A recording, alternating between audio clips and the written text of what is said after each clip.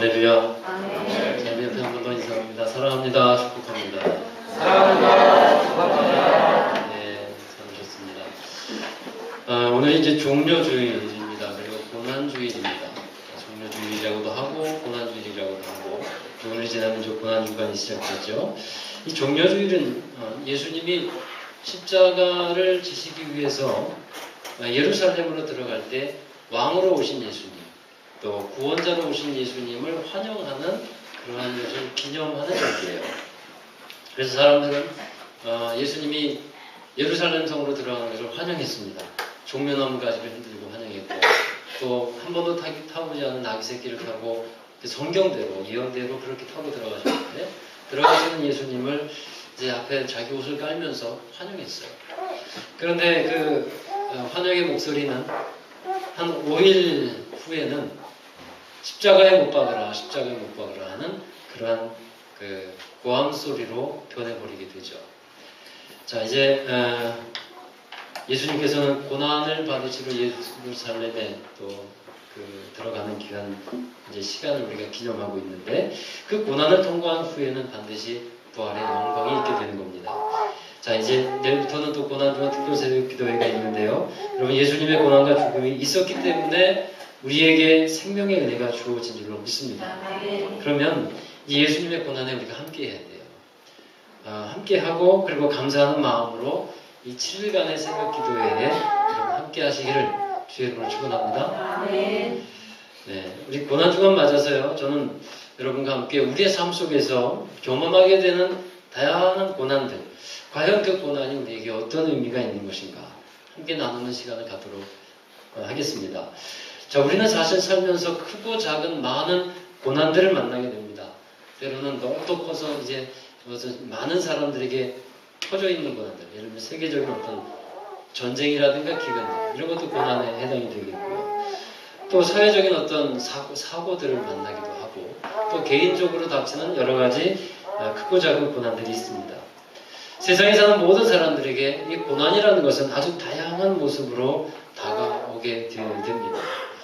그리고 착하게 산 사람, 그리고 선하게 살았다고 하는 사람, 또한 하나님을 믿었다고 하는 사람들에게도 고난이 임하는 것을 보게 됩니다.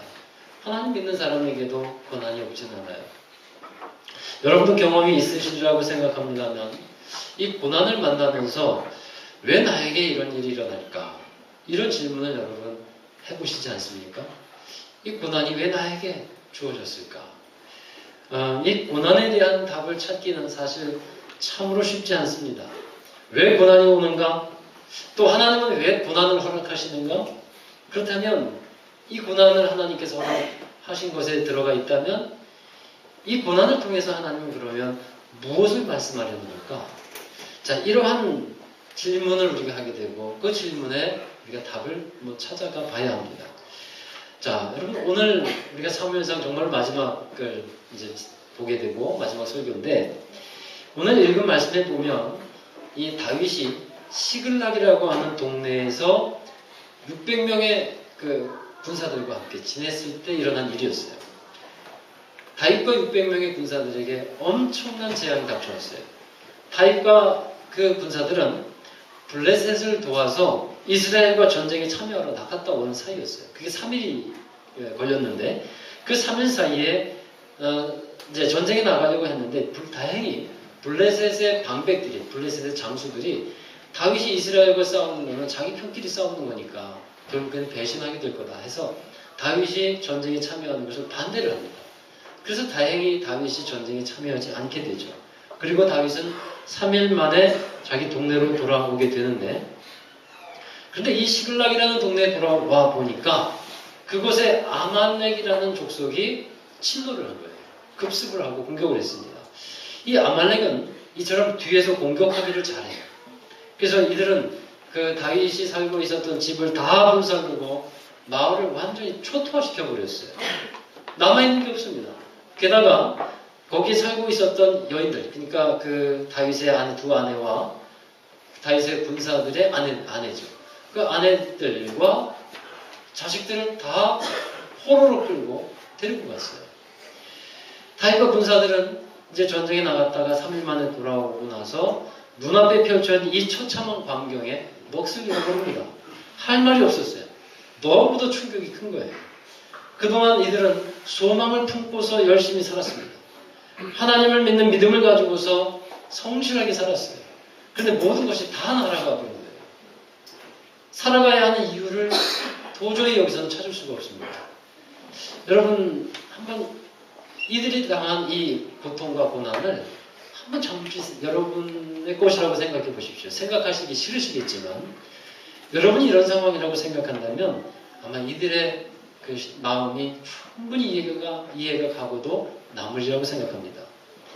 이런 엄청난 고난을 당한 이들은 생각했을 거예요. 왜 우리에게 이런 고난이 찾아왔을까? 왜 우리가 이런 재앙을 만났을까?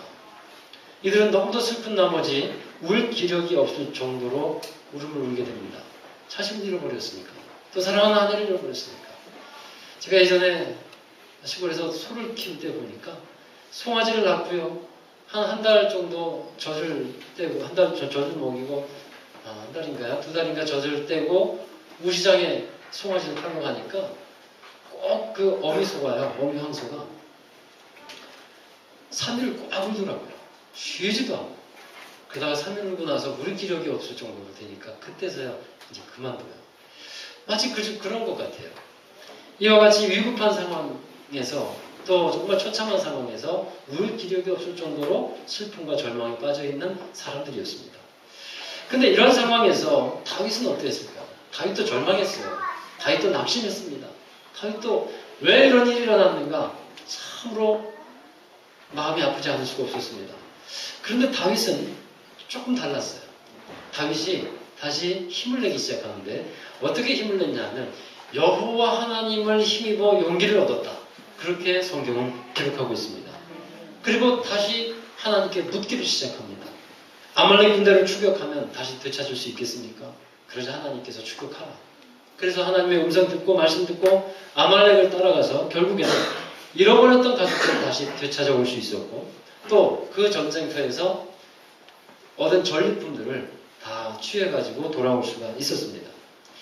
자, 참 다행입니다. 다행스럽게 다윗이 이 위기를 잘 극복해서 참 다행이에요. 그리고 감사한 일이지만요. 먼저 우리는 이 본문의 말씀을 통해서 왜 다윗에게 이런 일이 일어났는가? 하나님은 왜 다윗에게 이런 고난을 허락하셨던 것인가? 이것을 좀 생각해 봐야겠습니다. 여러분, 이 고난을 통해서 하나님은 다윗에게 깨닫게 하기를 원했던 것이 있었어요. 다윗이 깨닫기를 원했던 것이 있었다는 겁니다. 하나님은 다윗이 하나님을 찾고 하나님을 의지하도록 하게 만드셨어요. 그것이 고난을 주신 이유였습니다. 고난의 상황이 되었을 때에 다윗이 하는 행동이 있죠. 우리 사무엘상 30장 6절 말씀 함께 읽어보실까요? 시작. 백성들이 자녀들 때문에 마음이 슬퍼서 다윗을 돌로 치자 하니 다윗이 크게 다급하였으나 그의 하나님 여호와를 힘입고 용기를 얻었더라. 아멘. 다윗은 하나님이 여호와를 힘입어 용기를 얻었다. 바로 이것이 하나님이 원하시는 일이었다는 거예요. 다윗이 블레셋이라는 지역으로 넘어왔습니다. 그리고 시글락이라는 곳을 얻어서 살게 되었는데 그렇게 된 이유는 어디에 있냐면 지난주에 여러분 설교 잘 들으신 분은 기억하실 거예요. 다윗이 사울을 두려워했어요. 사울에게 붙잡혀서 자기가 죽을 것이라고 그렇게 생각이 들었어요. 그러다 보니까 다윗은 전에는 그런 사람이 아니었는데 사람을 갑자기 두려워하게 되었다는 겁니다. 그러다 보니까 하나님의 말씀이 사라져 버렸어요. 사람을 두려워하다 보니까 환경의 두려움에 빠져버리게 됩니다. 그래서 블레셋 지역으로 피신해서 들어가게 되는 거예요. 다윗이 블레셋으로 들어가서 1년 4개월 있었는데 그동안에 하나님이 다윗에게 이렇게 말씀하셨다는 구절이 한 구절도 없어요. 그 얘기는 뭡니까? 다윗이 그곳에 가 있는 것을 하나님이 기뻐하시지 않았다라는 겁니다. 다윗이 하나님께 피해야 되는데 온전한 피난처는 오직 하나님밖에 없는데 하나님께 피하지 아니하고 어떤 사람에게 피했고 아기스 왕에게 피했고 그리고 블레셋에 피했어요. 그것을 하나님은 가슴 아프게 여기셨다는 거예요. 그래서 하나님이 이 일을 좋게 여기지 않았습니다. 늘 다윗은 하나님께 묻고 하나님을 의지하고 어떠한 일이 있어도 목자 되신 하나님을 힘입고 일어섰던 사람인데 그 예전의 모습이 사라져버린 거예요. 그래서 하나님은 다윗이 다시 돌아오기를 바라셨던 겁니다. 다시 하나님과 연결되어서 하나님을 믿음으로 살아가는 귀한 삶, 그것을 살기를 원했다라는 거예요. 그 일을 하시기 위해서 하나님은 다윗에게 이 고난을 허락하신 거예요. 여러분 7절에 보십시오. 7절에 보면 또 이어서 다윗이 아비아달 제사장에게 에봇을 가져오라고 하죠. 그리고 하나님께 묻습니다. 아말렉을 쫓아가도 되겠습니까? 이 에봇이라는 것은 뭐냐면요, 제사장이 입는 겉옷인데 이 에봇 안에 우림과 둠밈이라고 하는 두 돌이 들어가 있어요. 그 우림과 둠밈은 하나님의 뜻을 분별하는 데 쓰이는 그러한 성구입니다. 그래서 다윗은 에봇을 가져오라고 하면서 이제 무엇이 회복되는 겁니까? 하나님께 기도하는 관계, 또 하나님과 대화하는 관계, 이 관계가 회복되는 거예요. 다윗에게 있어서 이 시글락 천사, 이 고난은 하나님과의 관계 회복의 그러한 사건이었던 겁니다. 여러분, 고난 그 자체는 사실 즐거운 것이 될 수가 없죠. 그러나 하나님은 이 고난을 통해서 하나님의 선하신 목적을 이루어 가시는 일에 사용하고 계시다 하는 겁니다. 오늘 말씀을 통해서 알 수 있는 고난을 통한 하나님의 뜻이 있는데 이 고난을 통해서 먼저는 하나님께 나오도록 하시는 거예요. 여러분, 사람이 하나님의 뜻과 하나님의 말씀을 잘 알아들을 수만 있다면 얼마나 좋겠습니까? 우리가 하나님의 말씀을 듣는 이 귀가 정말 잘 열려만 있다면 얼마나 감사한 일이겠습니까? 그런데 우리 인간은 하나님의 말씀을 듣는 일에 참으로 둔합니다. 귀가 참 어두워요. 잘 알아듣지를 못합니다. 어떤 때는 하나님의 말씀을 잘 알아듣는 보청기가 있으면 좋겠어요. 그래서 그거 끼고 말씀을 좀 잘 알아듣게요. 여러분, 하나님이 작게 말씀했기 때문에 안 들리는 것일까요? 아닙니다. 하나님은 우리를 깨우치게 하시기 위해서 여러 가지 경로를 통해서 말씀하신다는 거예요. 그래도 알아듣지 못하는 것이 우리 사람입니다. 그래서 알아듣게 하시기 위해서 고난을 통해 들려주시는 거예요. C.S. 루이스라는 사람이 말했듯이요, 고난은 귀가 먼 세상을 깨우는 하나님의 확성기다. 그겁니다. 여러분, 고난을 통해서 하나님은 고난이라는 확성기를 들고서 우리 귀에다 대고 말씀하신다는 거예요. 돌아와. 하나님을 의지하라. 온전한 피난처는 하나님밖에 없다고 그렇게 말씀하시는 겁니다. 여러분, 이 고난은요, 분명 끔찍한 일입니다. 그리고 위험한 도구예요. 만일 어떤 사람이 이 고난 가운데 들어가 있는데도 불구하고 하나님의 말씀을 잘 알아듣지도 못하고 회개하지 않고 불순종으로 끝나버리게 된다면 그 사람은 영영 생명에서 멀어진, 돌아오지 못하는 사람이 될 수도 있어요. 사울과 같은 사람이요. 그러나 은혜 받은 사람은 고난을 통해서 죄를 깨닫고 고난을 통해서 회개하고 다시 하나님께로 돌아올 수 있게 되는 줄로 믿습니다. 이것이 고난을 주신 첫 번째 이유예요. 만약 다윗이 부하들이 자기를 돌로 쳐서 죽이려고 하는 그 순간에 같이 화를 내거나 싸움으로 대했다고 한다면 다윗은 거기서 끝났을지도 모릅니다. 그러나 다윗은 생각했어요. 왜 하나님이 이 고난을 주셨는가? 왜 나에게 이런 일이 일어나는가? 생각하고 하나님을 생각하고 다시 하나님께 묻고 그리고 하나님이 하신 말씀이 있다는 것을 알고 그 음성을 들으면서 다시 힘을 내어 일어났다는 겁니다. 시편 119편 67편에 이런 말씀이 기록되어 있어요. 한번 같이 읽습니다. 고난 당하기 전에는 내가 그릇 행하였거니 이제는 주의 말씀을 지켰나이다. 아멘. 고난 전에는 주의 말씀을 알지 못했다는 거예요. 하나님 고난을 통해서 나오라고 하시는 말씀하십니다. 수고하고 무거운 짐진 자들아 다 내게로 고난을 겪은 사람이 정말 의지할 분은 하나님밖에 없다는 사실을 깨닫게 되는 겁니다. 두 번째로 하나님은 이 고난을 통해서 성숙한 인격을 갖는 사람으로 자라게 하시는 거예요. 하나님은 우리의 인격을 연단하시는데 이 고난을 사용하신다는 겁니다. 여러분, 여자분들이 진주 참 좋아하시죠? 아름다운 진주. 이 진주가 만들어지는 것을 여러분 잘 아실 텐데 이 진주 조개는 참으로 큰 고통을 겪고 이겨야만 그 진주를, 아름다운 진주를 만들어낸다 하는 겁니다. 진주 조개의 살 속으로 작은 모래 하나리 들어오면 그 조개는 그 모래 때문에 너무도 심한 고통을 느끼게 된다고 하죠. 그래서 조개는 몸속으로 들어온 이 모래로부터 자신을 보호하기 위해서 껍질이 되는 물질을 그 안에서 배출하는 거예요. 그래서 모래를 감싸버립니다. 그러면 이것이 시간이 지나면서 한 겹 한 겹 쌓이고 두껍고 단단해지면서 마침내 아름다운 진주가 된다 하는 거예요. 그래서 진주가 크면 클수록 그 진주는 더 크고 아픈 고통을 경험했다 하는 것이죠.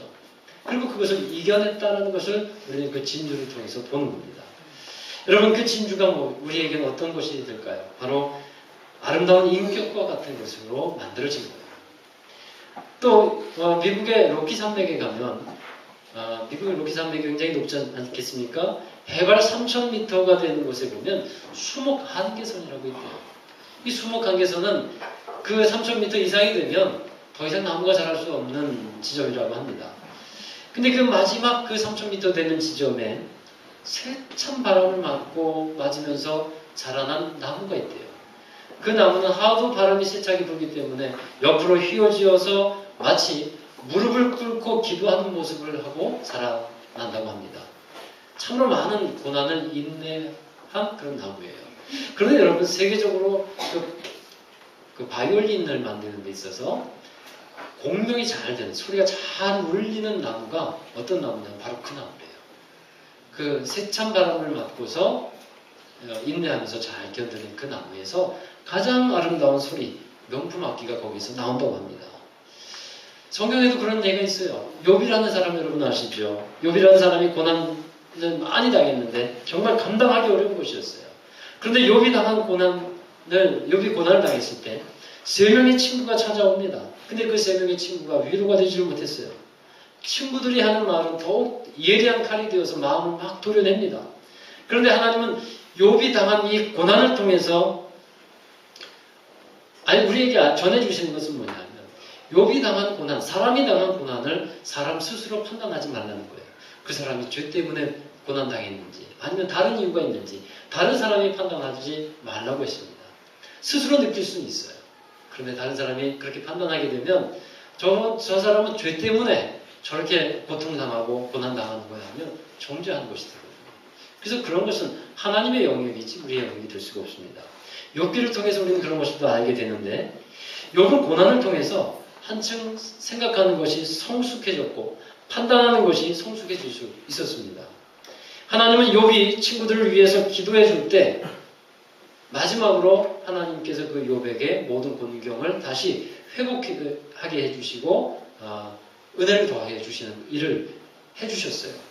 우리 욥기서 42장이 마지막 장인데 욥기서 42장 10절을 한번 보십니다. 읽어봅니다.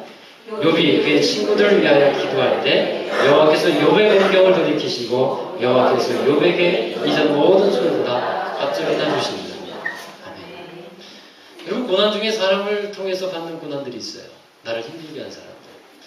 바로 욥의 친구들이 욥을 위로하러 왔는데 위로가 안 됐어요. 오히려 더 마음이 아팠습니다. 그런데 하나님은 욥을 향해서 뭐라고 말씀하냐면 그 세 친구를 위해서 기도해주라.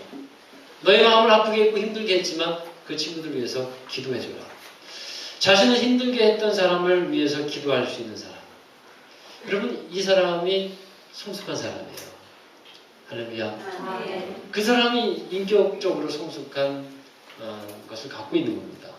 하나님은 이 욥과 이 세 친구들이 고난이라는 것을 겪게 하시면서 인격적인 성숙을 함께 만들어 갔다라는 겁니다. 갈라디아서 5장에 보면 성령의 9가지 열매가 나오죠. 사랑, 희락, 화평, 인내, 자비, 양선, 충성, 온유, 절제. 이 9가지 열매가 나오는데 이 성령의 열매는 곧 사람의 마음에 있는 성품의 열매입니다. 인격의 열매라고 할 수 있어요. 그런데 고난당하기 전에는 사랑을 잘 몰랐어요. 그러나 고난당한 후에는 사랑을 알게 됩니다. 고난당하기 전에는 정말 참된 기쁨이 뭔지 몰랐는데 고난당하고 난 후에 기쁨을 알게 돼요. 고난당하기 전에는 제대로 참을 수가 없었는데 고난당하고 난 후에 제대로 기다릴 수 있는 그러한 성품을 갖게 되는 겁니다. 여러분, 그렇게 고난은 그 사람을 성숙하게 만들어가고 또 인격적으로도 훌륭하게 성장하게 만들어 간다는 거예요. 세 번째로 이 고난은 하나님의 선하신 목적을 이루어가는 데 쓰임받게 합니다. 로마서 8장 28절 우리 함께 읽어보도록 합니다. 우리가 알거니와 하나님을 사랑하는 자 곧 그의 뜻대로 부르심을 입은 자들에게는 모든 것이 합력하여 선을 이루느니라. 아멘. 모든 것이 합력하여서 하나님의 선한 것을 이루는다. 여러분, 이 모든 것에는 고난도 있어요. 아픔도 있습니다. 좋은 일도 있지만 그 고난을 통해서도 하나님은 선하신 뜻을 이루어가는 분이라 하는 겁니다. 사실 고난 중에는요, 고난을 당하고 그 고난을 지나가고 있는 사람에게는 하나님이 어떠한 일을 하고 계시는가 잘 알지 못합니다. 제대로 알 수가 없어요. 그러나 고난을 통과해 본 이후에는 하나님이 이런 뜻이 계셨구나. 하나님이 이런 계획을 갖고 계셔서 이런 고난을 허락하셨구나 하는 것을 알게 된다는 거예요. 이스라엘 백성들이 애굽에서 나오지 않습니까? 출애굽을 할 때 홍해 앞에 섭니다. 근데 홍해 앞에 섰을 때는 너무도 갑갑하잖아요. 앞을 봐도 갈 길이 없고 뒤를 보면 애굽이 군사들이 쫓아오고 사방은 다 막혀 있고 갈 길이 없고 그런 이제 도간에 든 쥐처럼 그렇게 되어 있는데 하나님이 우리를 건져주셨다고 했는데 왜 이 홍해 앞에 두셨을까? 왜 이런 고난과 이런 답답한 상황을 만나게 했을까? 그 앞에서는 제대로 우리가 하나님의 뜻을 파악할 수가 없습니다. 그러나 그 홍해를 지나고 나 보니까 하나님께서 홍해의 길을 내시고 그 홍해를 건너가고 난 후에 뒤를 돌아보니까 하나님이 이 일을 하시기 위해서 우리를 홍해 앞에 두셨구나 라는 것을 깨닫게 된다는 거예요. 여러분, 고난 앞에 서면 사람이 시험인 것 같지만 그 시험을 통과해 보면 하나님의 놀라운 역사와 간증이 된다는 것을 꼭 믿으시기 바랍니다. 여러분, 창세기 요셉 이야기를 잘 아시죠? 요셉의 삶을 보면 얼마나 고난의 연속이었습니까? 고난 가운데 유혹도 찾아와요. 당연하게 고난 가운데 유혹이 옵니다. 그러나 하나님은 그 고난을 통해서 하나님의 뜻을 이루어 가시는 것을 보게 되죠. 요셉은 가족으로부터 버림받았고 사랑하는 가족들과 외롭게 헤어져서 이방 땅에서 혼자 살아갈 수밖에 없었습니다. 그런데 그에게 있어서 이 시련과 유혹은 정복의 대상이었어요. 그것을 이겼습니다. 그래서 인생의 후반기가 되었을 때 그 형들이 자기를 죽이려고 했던 형들이 자신들 앞에 무릎을 꿇었을 때 자기 꿈대로 되었을 때 그때 요셉은 형들 앞에서 자신의 삶을 이렇게 정리하고 있어요. 창세기 50장 20절의 말씀입니다. 또 같이 읽습니다. 당신들은 나를 해하였으나 하나님은 그것을 선으로 바꾸사 오늘과 같이 많은 백성의 생명을 구원하게 하시려 하셨습니다. 아멘. 자기에게 있었던 그 많은 고난들, 그 고난을 하나님은 선한 것으로 바꿔주셨다. 할렐루야. 이것이 요셉의 고백인 겁니다. 여러분이 지금 겪고 있는 고난을 통해서 하나님이 무언가를 하고 계시다는 사실을 여러분 믿기를 바랍니다. 며칠 전에 태국에 우리 교회에서 함께 선교에 동참하고 있는 최유미 선교사님에게 이제 연락이 왔어요. 소식이 왔는데 태국의 이 마하사라캄 교회가 드디어 건축 부지를 사고 계약을 완료했다. 잔금까지도 완전히 치러서 등기까지 이전했다라고 소식을 전해왔습니다. 할렐루야. 별로 백당도 아닌데 뭐 기뻐하면 좋겠습니까? 얼마나 기쁜지요. 여러분, 그런데 그 가운데 있었던 하나님의 역사를 전해주는데 너무도 감사하고 놀랍고 감격스러웠어요. 사실 땅을 매입한다는 것, 저희가 그 교회를 잘 압니다. 참으로 사람의 눈으로 보면 불가능한 일이에요. 태국의 성도들이 얼마나 가난한데요. 그 땅값이 한 1억 원 된다고 하는데 우리나라 가치로 하면 10억 될까요? 그러니까 굉장히 사실 그 감당하기 힘든 건데, 근데 감사하게도 우리 교회로부터 이제 하나님께서 일을 시작하게 하셨어요. 그래서 그곳에 땅을 사려고 하는 그런 응답을 주시고 이제 드디어 결심해서 온 교우들이 우리 교회도 왔었잖아요. 태국 성도들이 함께 이제 기도하면서 땅을 구입하기를 시작했는데 약 1억 원 정도가 되는데 감사하게도요. 어떻게 된 일인지 모르지만 한 6천만 원 정도가 모여줬대요. 어떻게 된 일인지 모르겠다. 어디서 왔는지 모르겠대요. 선교사님이. 이게 어떻게 된 일인지 모르겠대요. 그런데 얼마가 모자랍니까? 한 4천만 원이 모자라잖아요. 그래서 그 땅을 담보로 해서 은행에 대출을 받기로 되어 있고 서류를 넣었는데 별로 문제가 없을 거라고 생각을 했는데 자꾸만 은행에서 확답을 주지 않고 대출을 연기하는 거예요.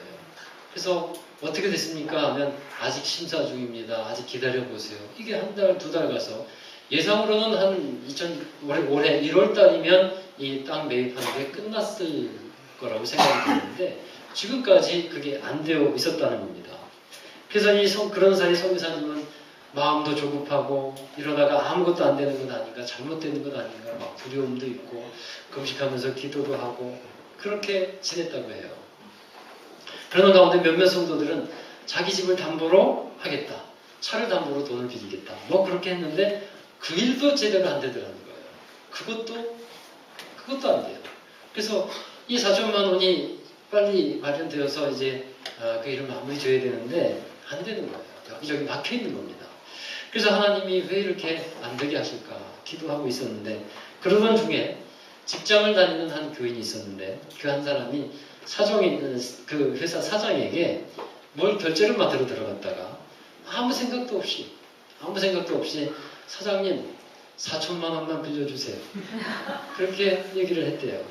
근데 그 사장이 어떤 사장이냐면 골수 불교 신자라고 합니다.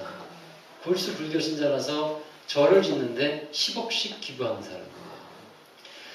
그래서 4천만 원을 어디에 쓰려고 하냐 했더니 교회가 땅을 사야 되는데 4천만 원이 모자라서 이러저러한 상황입니다 라고 얘기를 했다고 합니다. 그러자 이제 사장이 그 자리에서 하는 말이 그러면 내가 2천만 원은 기부하고 2천만 원은 무상으로 빌려줄게요. 그래서 그냥 됐대요. 그래서 이자 낼 것도 없고 2천만 원은 언제 갚으라는 얘기도 없고 능력되면 갚아라. 그래서 결국은 은행에 대출 빚 하나 안 지고 그리고 모든 땅을 매입하는 걸 완료했다고 합니다. 할렐루야. 정말 하나님이 살아계신 줄 믿습니다. 근데 또 참 놀라운 거군요. 그렇게 사장이 돈을 준 그날 은행에서 연락이 왔어요. 대출 됐다고. 대출이 이제 허가 났다고.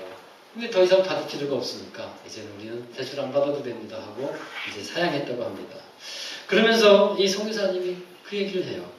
왜 하나님은 그동안 은행도 막아놓으시고 대출도 안 되게 하시고 이것저것 다 돈 빌릴 데도 없고 다 막아놓게 하셨는지 왜 그렇게 힘들게 하셨는지 이제야 알 것 같다라는 거예요. 사람의 힘과 능력으로 하는 것이 아님을 알도록 하시기 위해서 돈으로 하는 것 같지만 돈이나 물질이 아니라 그것을 주관하시는 하나님이 하시는 것임을 알게 하시기 위해서 그렇게 하셨다는 거예요. 사랑하는 여러분, 내 힘으로 했다라고 생각하지 마십시오. 우리는 은혜로 사는 사람들인 줄로 믿습니다. 예수님은 우리를 위해서 친히 고난받으셨고요. 그리고 우리를 위해서 몸이 찢기셨고 우리를 위해서 피 흘리시고 우리를 위해서 죽으셨고 우리를 위해서 살아나신 분입니다. 예수님이 고난 받으시도록 하나님은 자신의 몸을 그렇게 내어주신 거예요. 그 고난을 통해서 구원이라고 하는 놀라운 일을 이루셨어요. 그 고난이 있었기 때문에 부활의 승리가 있었고 그것이 우리에게 주어진 것입니다. 이제 우리 앞에 고난을 함께 기억하고 고난에 참여하고 고난을 믿음으로 받아들이고 이기는 사람들에게 주어진 것은 하나님의 은혜로 살아가는 삶인 것입니다. 이제 우리도 주님이 그러하셨듯이 우리도 주님의 고난에 함께하는 사람이 되어야 합니다. 고난의 길을 가지 않고서는 은혜의 길로 나아갈 수가 없기 때문입니다. 로마서 8장 18절에 현재의 고난은 장차 우리에게 나타날 영광과 좋게 비교할 수 없다고 했어요. 여러분 나만 겪는 고난이라고 생각하지 않기 바라요. 주님이 가장 큰 고난 받으셨습니다. 주님이 받는 고난 때문에 낙심하고 내가 받는 고난 때문에 낙심하고 절망하지 마십시오. 주님께서 위로하고 계시고 그 고난과 아픔을 함께하고 계시다는 사실이에요. 우리에게 필요한 것은요. 우리가 고난 중에 있다 할지라도 여러분이 다양한 삶 속에서 고난을 그동안 받으셨고 지금도 고난 당하는 분이 계시고 앞으로도 고난이 올 겁니다. 그러나 그 가운데서 우리가 반드시 알아야 될 것은 하나님을 신뢰하는 것입니다. 요셉처럼 하나님을 신뢰할 때 다윗처럼 그 고난 가운데서 여호와 하나님을 힘입고 용기를 얻고 일어나서 하나님의 말씀 듣고 하나님이 원하신 길을 가는 것 그것이 바로 우리가 해야 될 일이고 모든 것을 합력하여 선을 이루시는 하나님 앞에서 은혜 받는 자로 살아가는 모습인 줄로 믿습니다. 그럴 때 하나님은 바로 다른 사람이 하나님이 아니라 여러분의 하나님이 되실 것입니다. 기도하겠습니다. 하나님 아버지, 신실하신 그 사랑으로 우리와 늘 함께하고 계시고 우리의 모든 삶을 기억하고 계시고 지키시고 또 같이 가고 계신 주님, 우리의 삶에서 때때로 나타나게 되는 고난들이 있습니다. 아픔들이 있습니다. 그 고난과 아픔들을 하나님 허락하신 분명한 이유가 있는 줄로 믿사온데 그 뜻을 분명히 깨달아 알고 주님의 은혜 가운데 나아가는 이 모든 성도들이 되게 하여 주시옵소서. 주님의 말씀 앞에 늘 순종하며 살게 하여 주시고 내 힘이 아니라 하나님의 은혜로 살아가는 것임을 알게 하여 주셔서 주님의 뜻을 이루는데 우리 모두가 귀하게 쓰임받을 수 있도록 축복해 주옵소서. 특별히 이 시간에 여러 가지 일로 인해서 마음의 아픔과 삶의 고난을 당하는 이들이 있는 줄로 믿습니다. 하나님 그들을 위로하여 주시옵시고 주님의 사랑의 음성으로 말씀해 주시옵시고 주의 성령의 능력으로 함께 해주셔서 이길 힘을 허락해 주시고 절망 가운데 있지 않게 하시며 어둠 가운데 있지 않게 하시고 항상 소망과 빛 되신 주님 앞에 나와서 참된 기쁨과 자유함을 누릴 수 있도록 은혜 허락하여 주옵소서. 우리들의 모든 삶 속에서 고난을 이기시고 승리하신 주님이 함께 하심으로 회복과 부흥의 놀라운 역사를 이루어 가게 하여 주옵소서. 감사드리옵고 예수님의 이름으로 기도하옵나이다. 아멘. 우리 다 함께 자리에서 일어나셔서 우리 결단의 찬양입니다. 주의 손에 나의 하심을 우리 십자가에서 당하신 주님의 고난을 함께 묵상하면서 우리 함께 찬양합니다. 주님의 고난이 우리에게는 능력이 됩니다.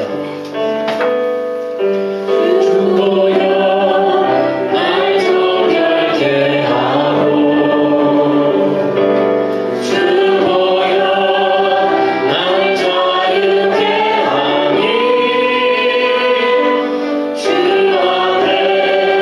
나게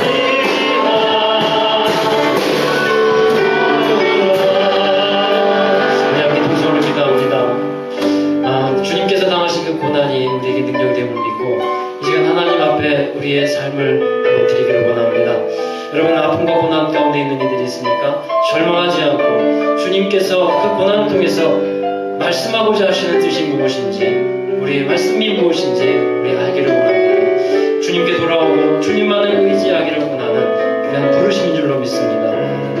결단한 마음으로 하나님 앞에 서게 하시고 주님만 의지하며 서겠다고 결단하는 귀한 시간 되기를 원합니다. 그리고 절망 가운데서 이제 일어나서 더욱더 하나님을 찬양하며 믿음의 사람으로서 담대하게 승리하는 삶을 살겠다고 우리 다시 함께 기도하며 하나님 앞에 나아가겠습니다. 기도하겠습니다. 그러면서 하나님, 우리의 기적을 우리 모든 삶의 현장 속에서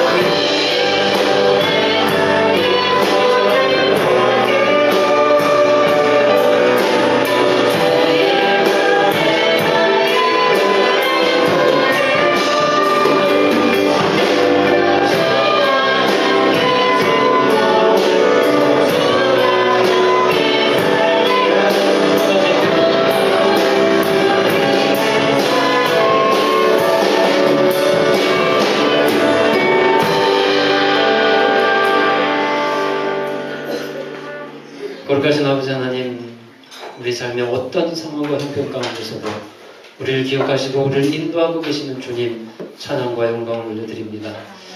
고난을 통해서 하나님을 알게 하시고 고난을 통해서 더욱더 하나님만 의지하게 하시는 주님, 이 시간 우리가 그 마음, 주님의 마음을 알기를 원하고 주님의 부르심에 귀를 기울이며 또 순종함으로 주님의 부르심에 나아갈 수 있도록 인도해 주시옵소서. 언제나 주님의 은혜 가운데 살아가는 우리 성도들 되게 하여 주시옵시고 내 힘이 아니라 하나님이 하게 하시는 것을 알게 하여 주시고 여러 가지 일을 통해서 잘못된 길에 서 있었던 것을 깨닫는다면 정말 주님의 은혜의 길로 나아오게 하여 주시고 주님을 향한 믿음과 순종의 삶을 살아서 더욱더 하나님을 영화롭게 하는 복된 인생이 되고 쓰임받는 삶이 되도록 축복하여 주시옵소서. 내 힘으로 하지 않게 하시고 하나님의 능력으로 모든 일을 감당하는 저희들 되게 하여 주옵소서.